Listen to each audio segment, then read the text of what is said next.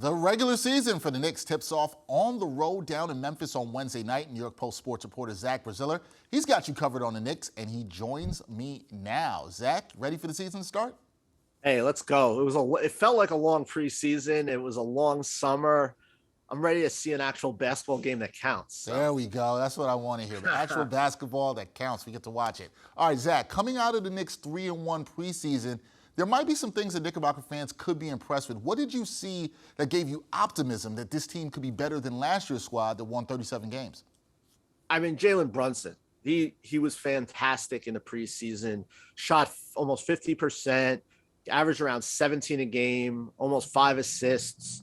And the first team offense, it just ran so smoothly. And when you consider they have a new point guard, it was very impressive. RJ Barrett was good. Julius Randle was moving the ball. He had 17 assists and just 4 turnovers. Mitchell Robinson looks in just phenomenal shape, killing it on the glass. The first team offense looked really good. Jalen Brunson, here's the thing. He's a good point guard. Is he a great point guard? No. But when you consider what they had at point guard with injuries to Kemba Walker and Derrick Rose, it's such a massive upgrade. And he's going to make everyone's life easier. And look, and this is a guy who, he doesn't have to play with the ball all the time. He can play off the ball.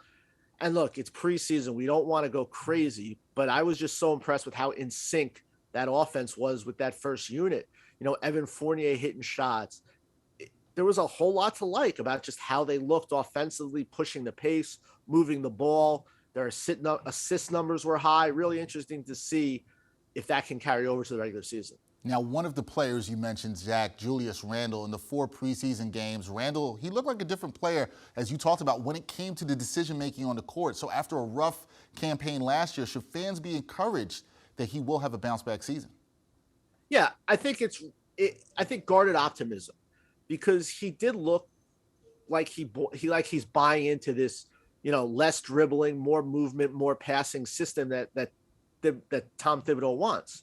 He obviously is going to have the ball in his hands a lot less now with Brunson here. RJ Barrett needs the ball in his hands as well, but to me it's easier to do it in the preseason when there's no pressure, the games don't count. Let's see, 100 Wednesday night, a minute left. Is Julius going to move the ball? Or is he going to kind of, dribble it and pound the ball into the ground? Yeah. So, we got to see it when the pressure is on in a close game is when the real test comes. Are the Knicks going to continue to play loose and move the ball, or are we going to get kind of isolation stuff and, guys pounding the ball into the ground? Yeah. So that to me that's the litmus test come now when the regular season happens, and if this could continue. Yeah, we will see what happens with that. Now, 3 of the Knicks' first 5 games, they're against non-playoff teams at the Garden. So when you look at the schedule, how important is it this season that they get off to a positive start? Yeah, look, it's always important to have a home court. It's always important to get off to a good start, especially when you weren't good last year. And we all know, if the Knicks don't play well and, it's going to be like, oh, they should have traded for Donovan Mitchell, or, is Tom Thibodeau on the hot seat? And look, when you're coming off a bad year, it's always good to start well. You want to build up, confidence. And the only way you do that is by playing well and winning games. Now, look, they start, bad. I don't think it's the end of the world, but it would behoove them to win some of especially these home games against some of these bad teams with the Pistons and the Hornets and teams like that coming to town. You would really like to see the Knicks start well here. All right, now it's on to the real games. Tough test for the Knicks against the Grizz, who were one of the best defensive teams in basketball last season. And Zach Brazillier, he's going to be there for the opener. So, Zach, let's talk about that contest.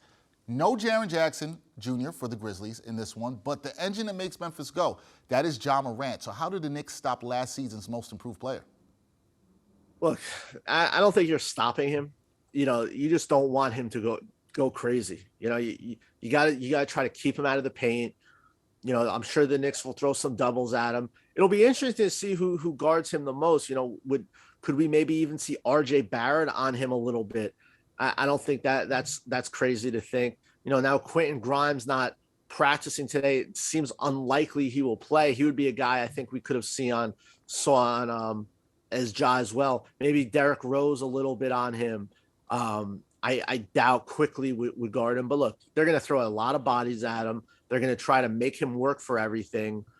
The key is just not to let him just live in that paint where he can get dunks and find guys for open threes. That's, obviously that's going to be the number one mission here, is to try to contain him. Try to contain Ja Morant, not an easy task. Now, you mentioned some players. Obi Toppin, he practiced on Tuesday. Quentin Grimes did not. What's the status of both players for opening night, and how much PT can we expect to see for both players? I'd be concerned that Grimes isn't going to play. I mean, that to me is very, very possible. He hasn't really practiced since that first preseason game he got into on Friday.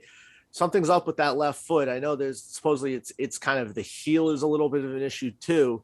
He missed almost the entire preseason. He played, I think, about 15 minutes Friday night. Then he didn't practice Sunday, hasn't really practiced at all. But Obi, it seems like, is okay to go. I'll be interested to see what they do here. Does Thibodeau go just 9 deep? Cam Reddish had a really, really bad preseason, did not take advantage of opportunities. I could see Thibodeau kind of cutting that rotation down and maybe just playing 9 tomorrow. It'll be interesting to see what Tibbs does there. Now, okay, Zach, money question. The Knicks will get the road upset and defeat the Grizz if they do what? Fill in the blank for us with the keys to the Knicks getting a season-opening victory.